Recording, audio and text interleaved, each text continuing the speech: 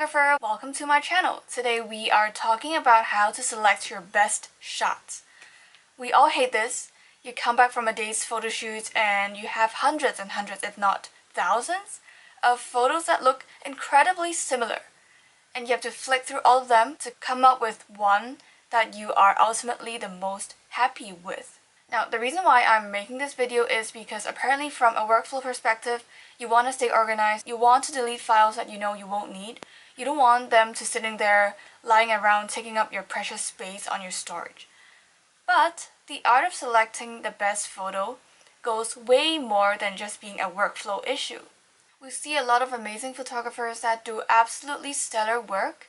It seems that every single shot that they ever made was stellar from the moment they were shot. But that couldn't be further from the truth.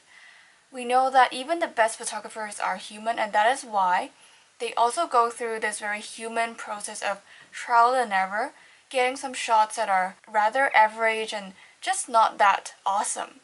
But the reason why their portfolios look so stunning is because they have a very unique process of deciding what goes into a portfolio and what doesn't. This philosophy and your very own artistic judgment of what makes it into your portfolio is going to define your photography style, and this is the key to bringing your photography to another level. So today I'm going to share about a few things that I keep in mind when I am doing my photo selection. To illustrate my ideas better, I am taking examples from street shots I did in Kowloon City, which is a district in Hong Kong. If you like this video and want to see more of it, hit like, click subscribe, and hit the notification bell as well so that you will be the first to know whenever I make the next video. I've also put together a more detailed version of my photo selection process in my blog, which will be linked in the description box below. If you want to take more time and go back to some points that I mentioned earlier in the video in more detail, definitely go back to my blog. Just type in belindajiao.com/blog and that will take you to my free resources page where you can find a lot of content about photography. Without further ado, let's get started. Alright, so we are now in Adobe Bridge. The first thing that I do is to get rid of all the photos that are terribly out of focus, terribly blurred, terribly under or overexposed. And then I have of me a couple shots that are okay-ish. It is now my job to pick from an artistic standpoint which one is the final photo that I am going to post or put in my portfolio or show my clients, whatever you want to do with it. In this example, I would like to demonstrate how color plays a part in my decision-making process. So now, I have two photos lined up side by side. The biggest difference between these two photos is the color of the clothes that the person is wearing. On the left, you see that there is a person who is wearing blue, whereas on the right, there is a person wearing black. What I usually do with my street photography is that I just stand whenever I discovered a nice background and wait for an interesting subject matter to walk into the frame. At the right part of the frame, I will just keep clicking my shutter until I think I've got the shot. As a rule of thumb, I always consider the color theory whenever I'm picking my shots. One of the predominant colors in this photo is the orangey reddish color on the pillars at the back. Therefore, I would like to pick another color that complements it. Because of this reason, all else being the same, I would choose the left over the right. The right photo, nothing is wrong with it. It also might just be a matter of personal preference where I don't really want too much blacks in my photos. Like, I feel that the color black doesn't really add much interest in this case. Therefore, I would hands down go for the photo on the left. Another thing that I would also keep in mind in selecting my photos is I would pick the photos that has some sort of eye contact from the subject into the camera. The reason for this is because from a viewer's point of view, the image is much more powerful if the subject is staring right into the camera as opposed to looking at somewhere else. It's intimidating for street photographers, especially if you're starting, to actually point your camera and shoot straight into the person's face. But photos in which your subject stares straight into the camera has something really powerful about it. This eye contact makes the emotions, the mood, way more intense than it would be in a photo otherwise. So if you look at these three photos, they have more or less the same composition and you can tell that I was standing at the same spot.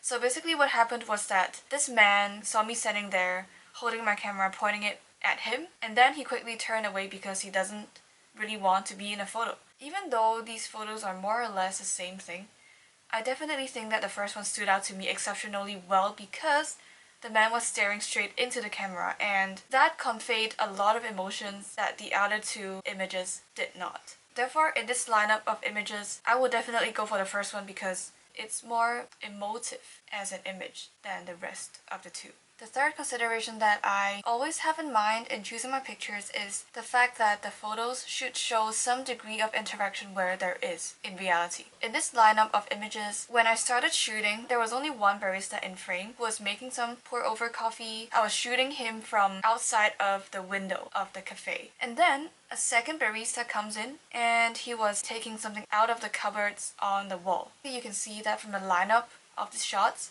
It started with just having one subject in the frame, and suddenly there are, one more person. In the end, I'm going to go with this image because in this image, it shows a good degree of interaction between the two baristas. I'm aware that this might not apply to every single situation because there are some situations where you just want to have one single subject, and that's totally fine.